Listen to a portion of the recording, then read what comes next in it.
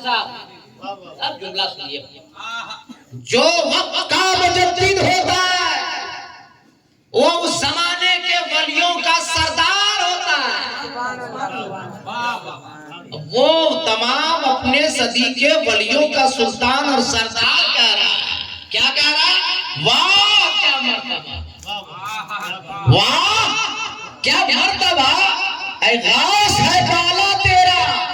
ज़हन को करीब कीजिए, बहुत पते की बात करने जा रहा हूँ। हाँ, मैं ये नहीं कहता सिर्फ वही करता हूँ, मगर करता हूँ तो कभी कभी बहुत कायदे करता हूँ। अल्लाह का एहसान है।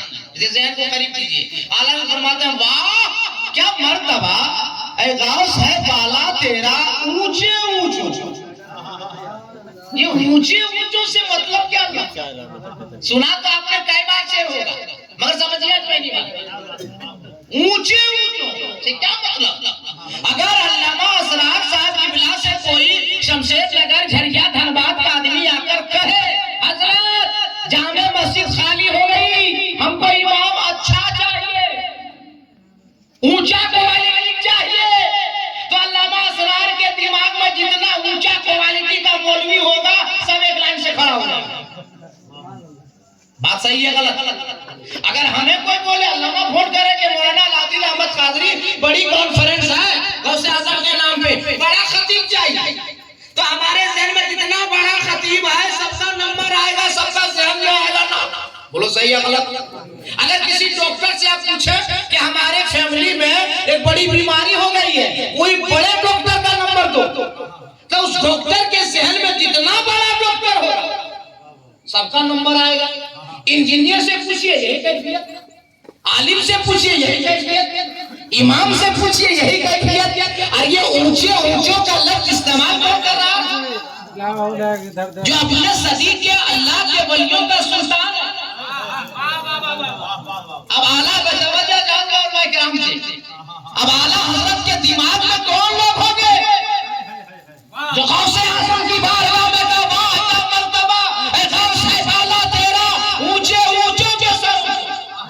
तो आला हजरत के दिमाग में कौन? मखदूमे बिहारी होंगे, मखदूमे कछोचा होंगे, महबूबे इलाही होंगे, फरीदुद्दीन गंज शकरगंज होंगे, हजरत लाहौरी होंगे, सैयदाना पाक होंगे, हजरत गौसे बंगाला होंगे, जितने बड़े ख्वाजा गरीब नवाज होंगे, जितने बड़े बड़े अल्लाह के वली हैं सब आला हजरत के ज़हन में हैं। और कलम उठा के बरेली के ताजदार ने लिखा वाह क्या मर्तबा, ऐ गौस है बाला तेरा, ऊंचे ऊंचों के सरों से कदम आला तेरा। यहाँ गौसे आजम का दीवाने को नारा लगाना चाहिए। वो गौसे पाक का सच्चा दीवाना बैठा है, लाई नारा उठ गया।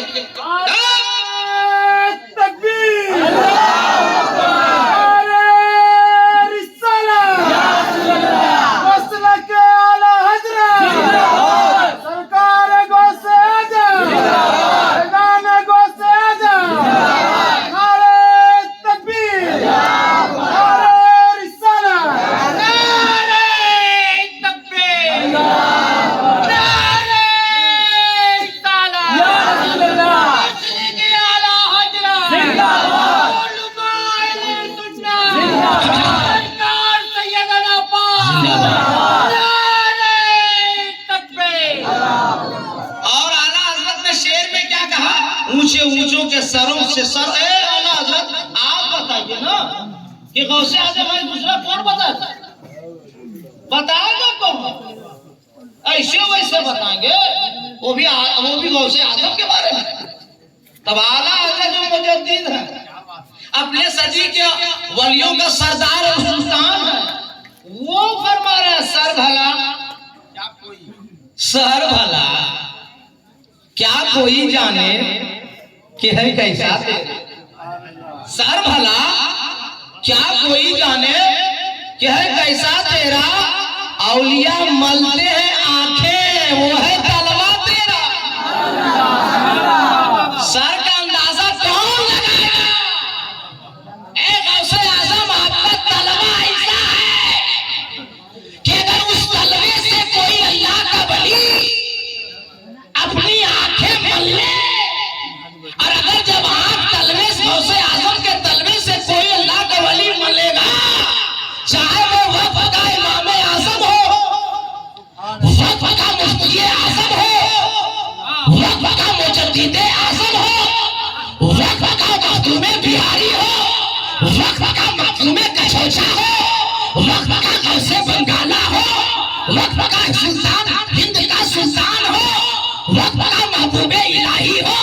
वक्त का मीरे खुशरू हो, जब गौसे आजम के कदमों से अपनी आंखें जो मल लेता है, अरे रहता है बरेली में, उन आंखों से देखता है शमशेर नगर वालों को, रहता है बिहार में, उन आंखों से देखता है जलसे वालों को, रहता है कछोछा में, अपनी आंखों से देखता है शमशेर नगर वालों को, अरे रहता है अमजद मुकद्दस में, लेकिन उन आंखों से देखता है अपने दीवाने को।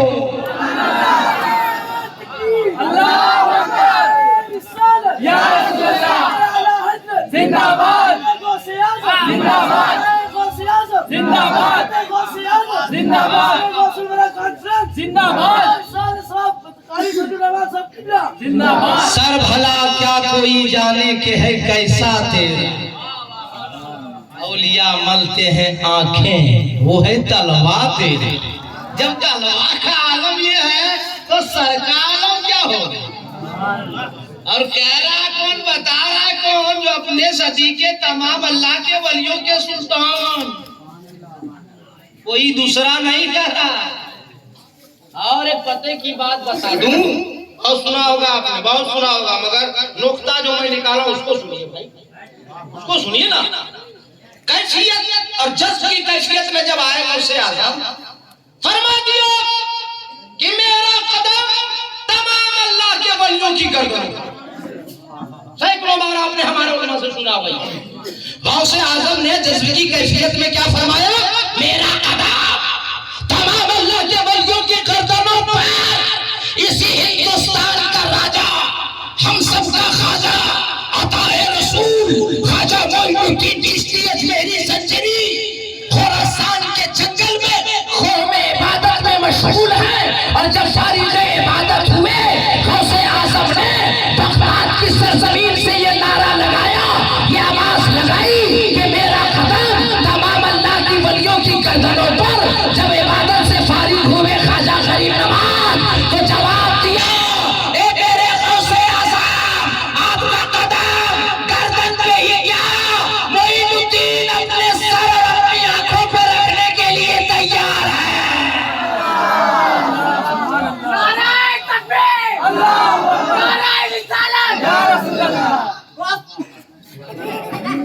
अब सुनिए, जवाब सुनिए, हंसिए मत, दीवाना है, दीवाना है।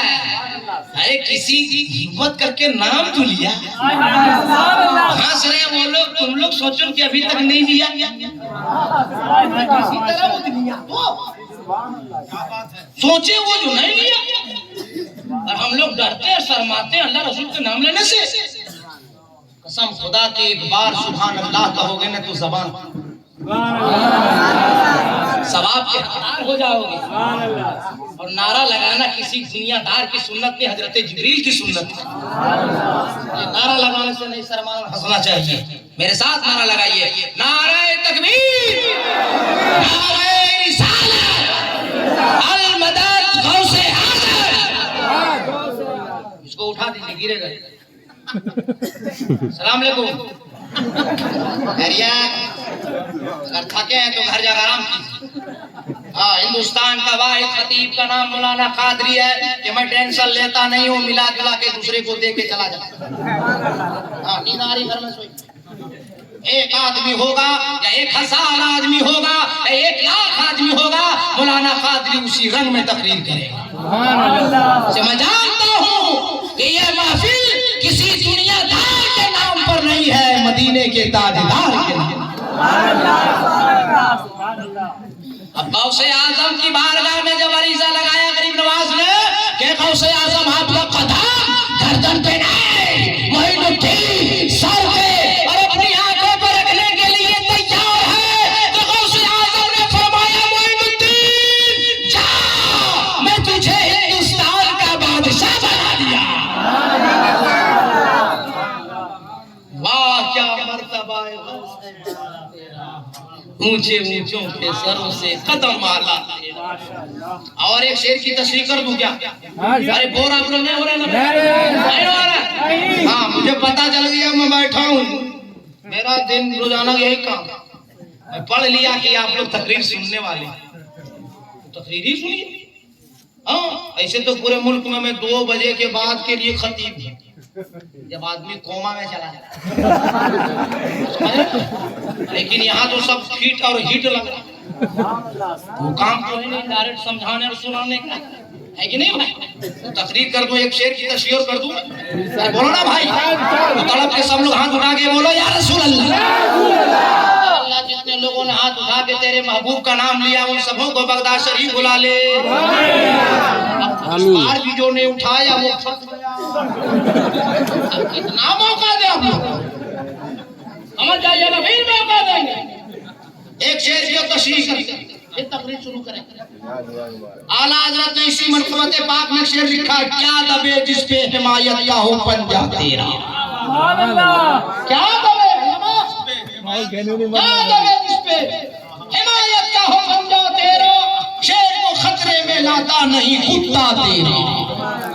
कई बार आपने शेर सुना कि नहीं सुना?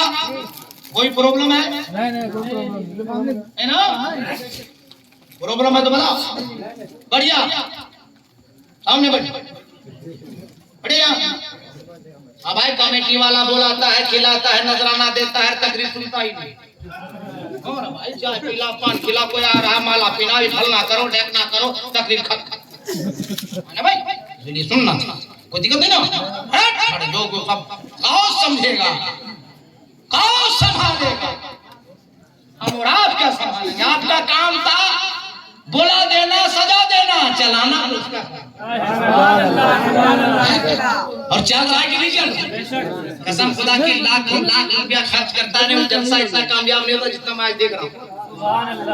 और कहीं से अल्लामा किसी का वक्त बर्बाद नहीं होने दे, ना स्टेज वालों का ना आप लोगों का, है ना? तो शेर की तशरीह करता हूँ, फिर तकरीर शुरू करूंगा, है ना? कई बार आप शेर सुनेंगे मगर इसको समझिए आप मुझसे। हजरत जामी रहमा गौसे पाक के जमाने में बुजुर्ग थे जो शेर पे सवारी करते थे, शेर पे चलते थे। बड़े पीर ने दावत, हजरत जामी रहमा शेर पे सवार होके चले गए, और जब दस्तरखान लगा, बड़े पीर हैं भाई, जब बड़े पीर का नाम का दस्तरखान का झरिया का ये बिरयानी लंगर इतना लजीज है, तो बरगाह गौसे आजम का आलम क्या होगा? अल्लामा ने दिया जो रोटी दी और जो बोटी दिए, लुकमा पे लुकमा उठ रहा था, हट ही नहीं रहा। मैं गलत नहीं कह रहा हूँ। जलसे वालों ने 2-3 आदमी पूछा, खाना मतलब पूछो मत, इतना खा लिया तबीयत होगी तब तो खाएंगे। अब मुझे कहना ये बताना ये है कि निस्बत में जब इतना पावरफुल, इतना लजीज है, तो जो गौसे पाक के दस्तरखान में होगा वो कैसा हाल क्या कर सकता है भाई? गौसे पाक ने फरमाया दस्तरखान लगा, हजरत जामी को बुलाओ, खाना खिलाओ। तो हजरत जामी को बुलाने के लिए गौसे आजम की बारगाह का मुरीद गया।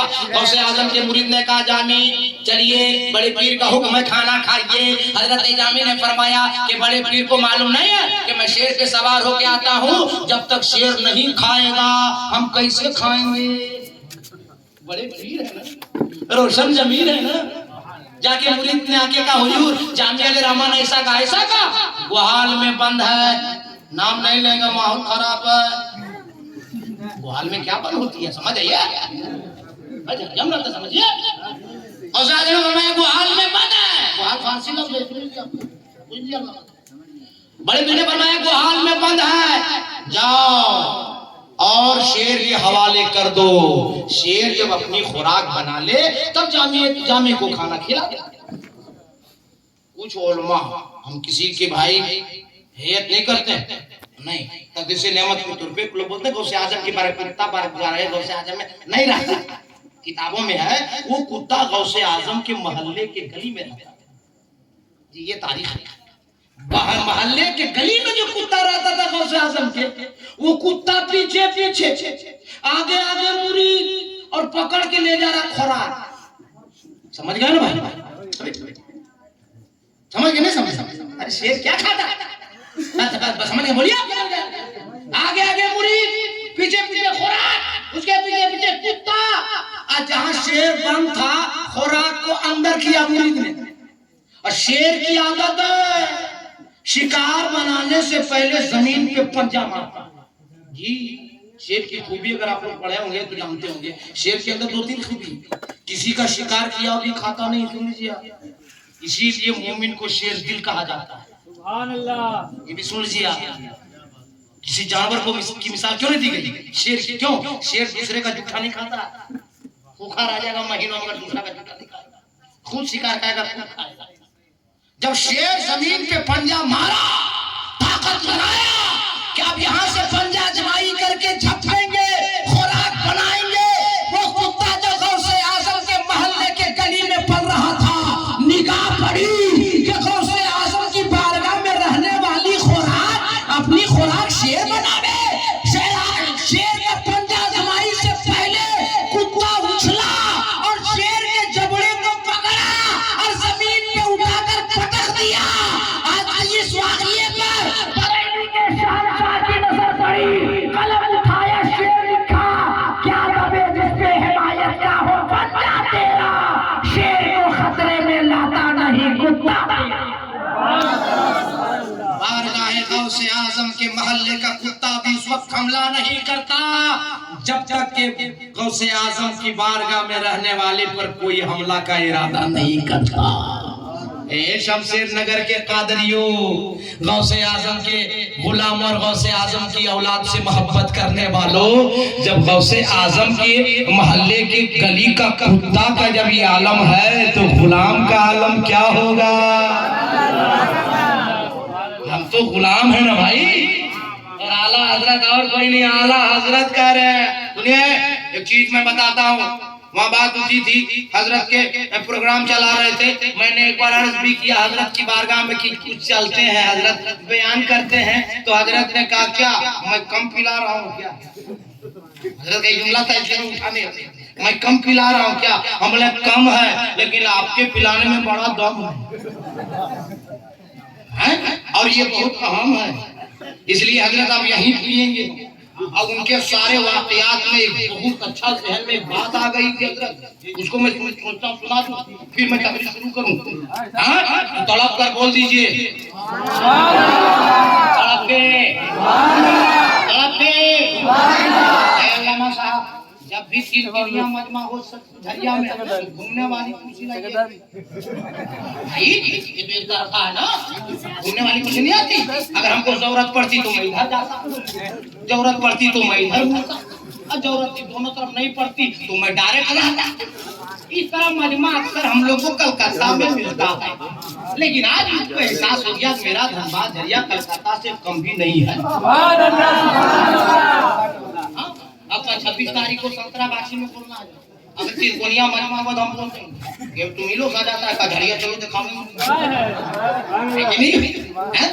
बहुत बहुत मैंने जन्नती लोग हैं नमा। 1:30 बज गया है मगर लगता है सबका चेहरा देखने के बाद कि 9 बज रहा है।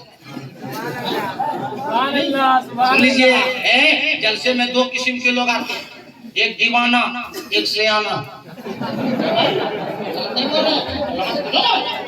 जो सियाना आता है वो 8 बजे आएगा, बहुत अच्छा उसके बाद सब पूछ लेगा कौन कौन बनाना है, शायद कौन कौन है बता दीजिएगा, खाना में क्या बना है, सियाना लोग आ जाए। उसके बाद बोलिएगा पुलाव गोश्त या बिरयानी, अल्लाह के घर में धीरे से जाएगा दबाएगा, ये हुआ सियाना। और नबी का दीवाना ईशा की नमाज पढ़ के आता है, जलसे में बैठ जाता है और जब तक दुआ नहीं होती है उठ कर जाता नहीं है। ये किसी और की महफिल नहीं है, गौसे आजम के नाम की महफिल है। तो हम लोग जितने लोग आए वो दीवाने हैं, सियाने लोग नहीं समझे?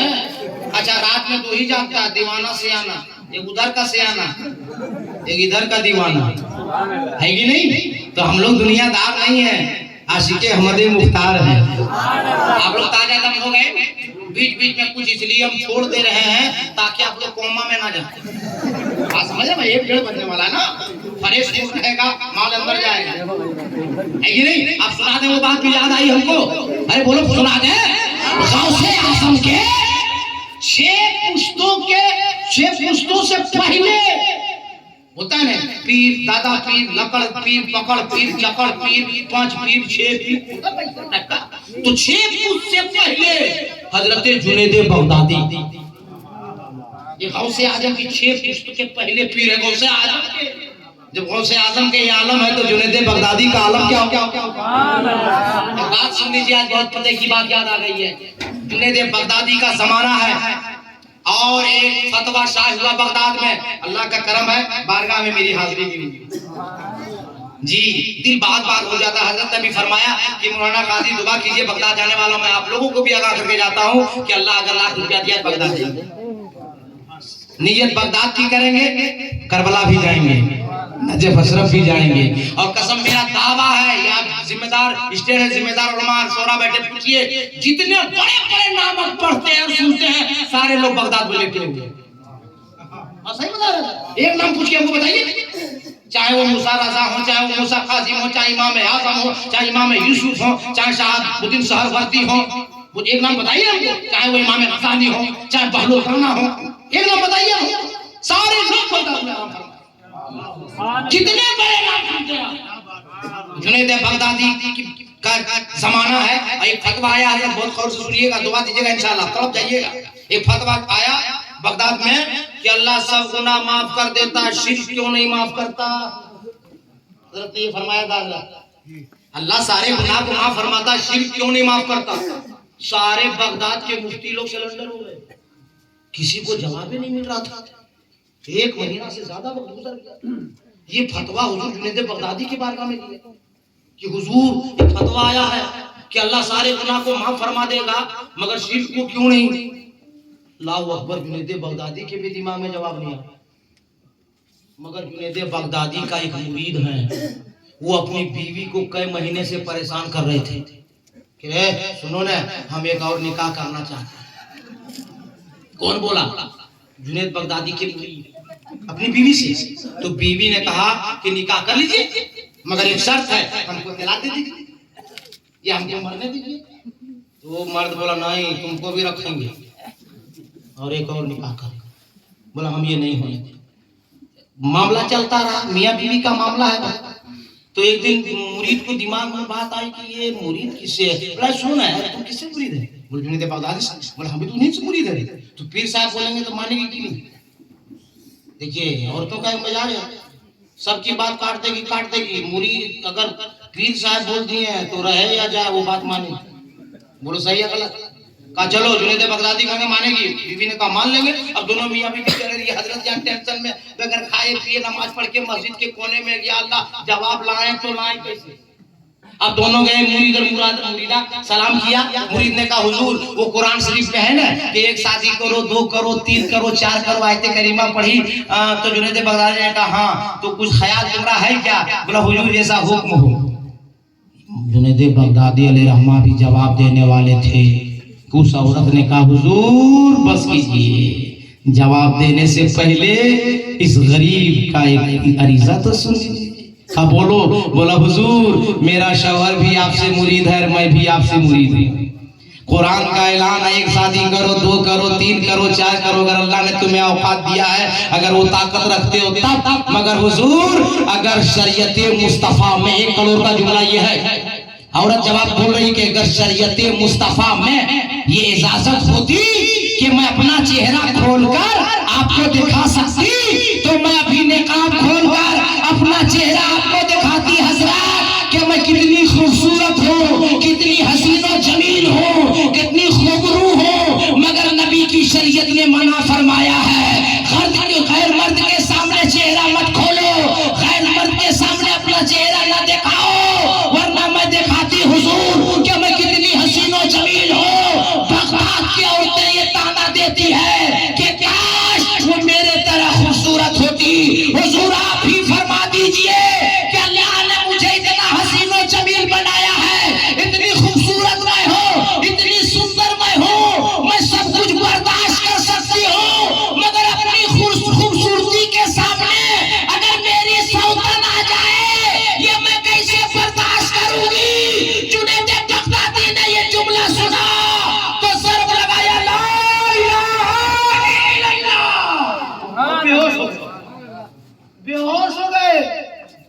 बेहोश हुए तो दोनों मियां बीवी भागा कि जल्दी चलो ना, बादशाह कोल्हू में सर को घुसा के कूड़ के मार देगा।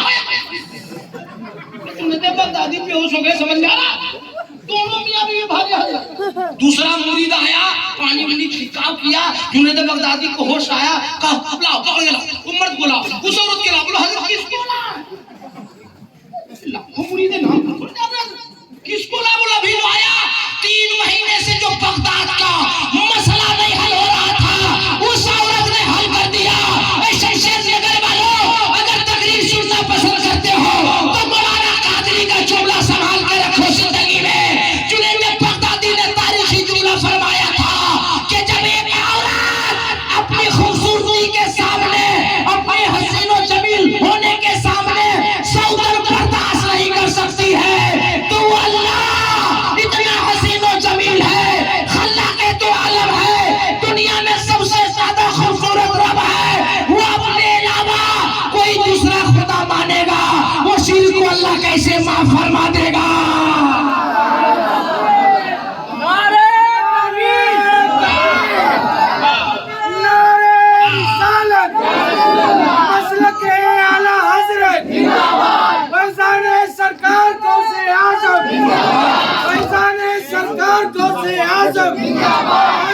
सरकार को से आज़म नारे तकबीर, नारे रिसालत, कोई और नहीं।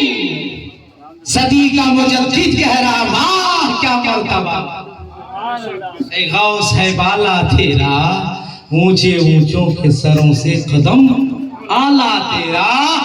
मालूम है उलमा ने अपने किताबों में लिखा है कि जब मुस्तफा पैदा हुए तो खुशबू फैल रही थी, आजम पैदा हुए तो संदल की खुशबू फैल रही थी। अरे बोलो यारो बोलो। गौसे आजम ने खुद अपने मकतूब में लिखा है कि मैं जब तक नहीं चाहता मेरा कोई गुलाम मेरा नाम नहीं ले सकता है। नबी पैदा हुए तो जन्नत की खुशबू, और नबी का बेटा गौसे आजम पैदा हो रहे हैं तो संदल की खुशबू। दोनों खुशबू की मैं मुताबिकत करना चाहता हूँ कि जब रसूल आजम ऐसे जगह बाप जब आला होता है तो बेटा आला होता है। याद रखिए, अब बाप ही जब चौपट होगा बेटा काबिल होगा। साफ बात हम करते हैं, सीधी बात है। और बाप पे नमाजी होगा, बाप शराबी होगा, बाप जुआरी होगा, बाप बजेड़ी होगा, बाप भंगेड़ी होगा, माँ एक नंबर की चुगलखोरनी होगी। अब क्लियर कर तो अच्छा बेटा पैदा होगा, बोलो ना भाई, वादा बेटा पैदा होगा, इज्जत करने वाला बेटा पैदा होगा। इस्लाम की तारीख सुनो, मौलाना कादरी ने जो आपकी बारगाह में सजाने की जुर्रत की है सुनो। जब अपने वक्त का अली मुश्किल कुशा शेर खुदा होता है, माँ हजरत फातिमा ज़हरा माँ हजरत फातिमा ज़हरा होती है तो बेटा इमाम हुसैन जैसा पैदा होता है। जब सैयद अबू साले जंगी दोस्त होता है, माँ सैयदा उम्मुल खैर फातिमा होती है। एक सेब जो पैदा हुआ जा रहा, पानी में वाक़या आपने सुना होगा, उसे मसले नुक्ता कहते हैं। बहते हुए सेब और फल को खा सकता है, शरई पाबंदी नहीं है, मगर गौसे आजम के बाप ने उसे भी अफ्तार किया, खाया है तो 12 साल की सजा भुगती है। अब मुझे कहने दो, वाक़या सामने रखो ज़हन में कि जब सैयद अबू साले जंगी दोस्त होता है, माँ सैयदा उम्मुल खैर फातिमा होती है, तब बेटा गौसे आजम पैदा होता है। जब बाप सैयद गयासुद्दीन होता है, माँ सैयदा उम्मुल वरा होती है, तब बेटा ख्वाजा गरीब नवाज जैसा पैदा होता है। जब सैयद कलामुद्दीन होता है, माँ सैयदा रज़िया बीबी होती है, तब बेटा मखदूम बिहारी जैसा पैदा होता है। उलमा की दुआ और हजरत अल्लामा असरार साहब किबला की खुसूसी दुआ लेकर जुमला सुनो। जब रईसुल मुतक़ल्लिमीन हुजूर नकी अली खान जैसा होता है, माँ इरशाद बैगम जैसी होती है, तब बेटा आला हज़रत बनकर पैदा हो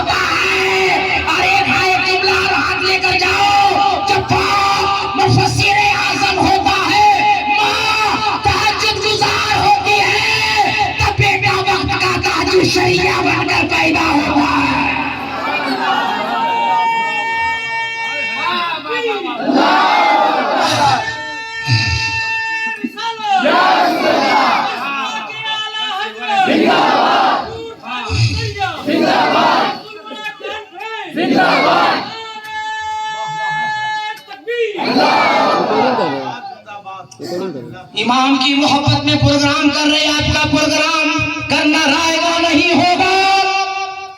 कल मैदान महशर में जब शफाअत आम होगी, हर हाफिज़े कुरान को, हर आलिम दीन को, हर इमाम को कहा जाएगा अपने चाहने वालों को लेके जन्नत जाओ। अरे इमाम आलिम तो बहुत बड़ी बात है, मस्जिदों को हुक्म होगा। अल्लाह अपने घर मस्जिद को हुक्म देगा, ए मस्जिद जन्नत जा। मस्जिद कहेगी नहीं, 40 हाथ पूरब, 40 हाथ पश्चिम, 40 हाथ उत्तर, 40 हाथ दक्षिण, ये पड़ोसी है मेरा। हे अल्लाह, जब तक पड़ोसी के साथ नहीं लूंगी मैं जन्नत नहीं जाऊंगी। ये जरिया शमशेर नगर में जीने वालों सुन लीजिए, आ गया मुझे जवाब दो ना कि मस्जिद पड़ोसियों को लेके जन्नत जाएगी। किसको?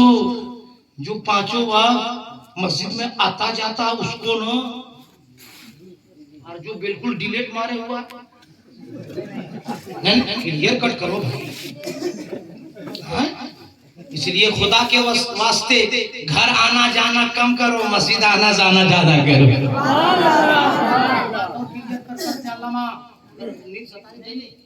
एक बात और मैं क्लियर कट कर देता हूँ, हाँ, कि लोग कहेंगे 40 हाथ आगे पीछे ऊपर पूरब पश्चिम उत्तर दक्षिण वाला मस्जिद को सब पड़ोसी ले जाएगा, और इतना लंबा चौड़ा झरिया नूरी मस्जिद का अंजुमन इतना लंबा चौड़ा, तो हम लोग क्या जन्नत मस्जिद देखने जाएंगे? सवाल होगा नहीं होगा? तो क्लियर कट कर रहे हैं उसको। जब नबी ने फरमाया तो बनी सलमा के लोग अपने अपने घरों को तोड़कर मस्जिद नबवी के करीब घर बनाने। तो अल्लाह ने जिब्रील के कहा, जिब्रील सिदरा छोड़ो, महबूब की बारगाह में जाओ, और मेरे महबूब से कह दो नक्तबो कद्दमो आसारो। आगे तो लंबी आयत है, मुझको इतनी ही याद है, माफी नहीं। अल्लाह फरमाता है कि हम तुम्हारे निशाने कदम को भी देखते हैं। तेरे सूरह यासीन की आयत है, पढ़ लीजिएगा ठीक से। हम तेरे निशाने कदम को भी देखते हैं। अल्लाह के नबी ने फरमाया, ए बनी सलमा के लोग, अपने घरों को मत तोड़ो, मत ढाओ, मस्जिद नबवी के करीब घर बनाने की जरूरत नहीं है। अल्लाह का कुरान में अल्लाह ने फरमान जारी फरमा दिया कि जो लोग जहां जहां घर होगा बावजू होगा, उसके निशाने कदम को अल्लाह देखता लिखता है, और उसका एक कदम जो मस्जिद के जानिब पड़ता है बावजू, वो कदम के जानिब नहीं जाएगा, जब जाएगा तो जन्नत की जानिब जाएगा। इसलिए इसको क्लियर कर कहीं आपका शमशेर नगर वाला भी तोड़ फोड़ करके सब बनाने न लगे, तो वहाँ करीब में जगह भी नहीं है, इसलिए क्लियर कट कर दिए है ना भाई। आप कुछ देर बोले कि छोड़े? बोले ना, तो तलब पर बोल दीजिए, हे अल्लाह, जितने लोगों ने हाथ उठाया है, तेरे महबूब का नाम लिया है, उन सबों को करबला मोहल्ला शरीफ बुला ले। क्या दुआ दिए?